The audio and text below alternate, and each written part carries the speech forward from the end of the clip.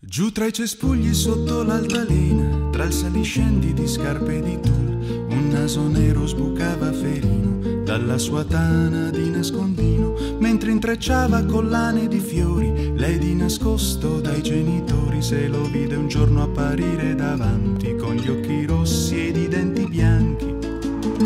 Che lui mi insegua è naturale, io sono la preda ideale, aspetta solo un mio gesto propizio per trascinarmi nel precipizio.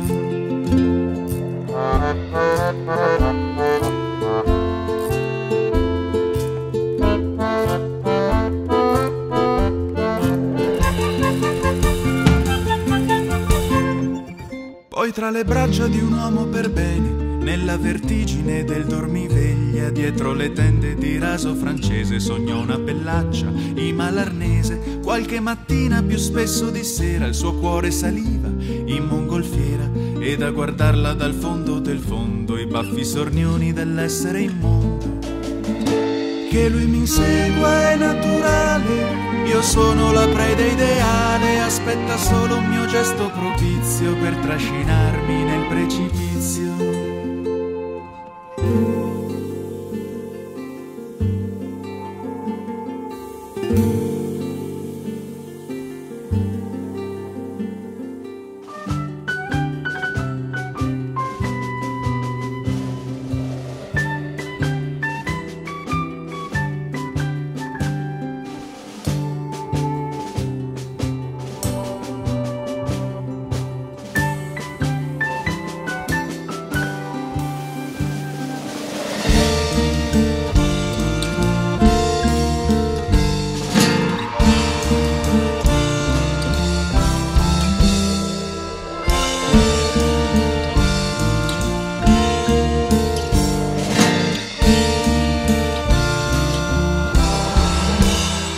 Così anche oggi sepolta nel letto, tra i cari amici e l'ultimo affetto, sembra impossibile che quel momento resti soltanto un presentimento. Eppur la nobile, guardate bene, con la sua mano che non sa star ferma, sembra indicarci con l'unghia incarnita, lì oltre il vetro della finestra.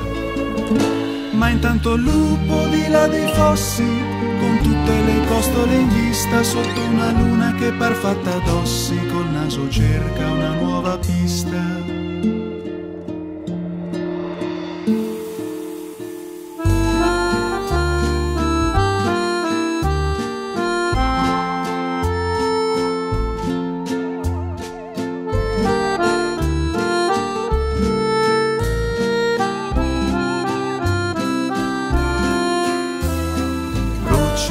Sangue incrosta i ginocchi, spina di rosa nel dito, la macchia scura sul vestito, le dita sporche negli occhi.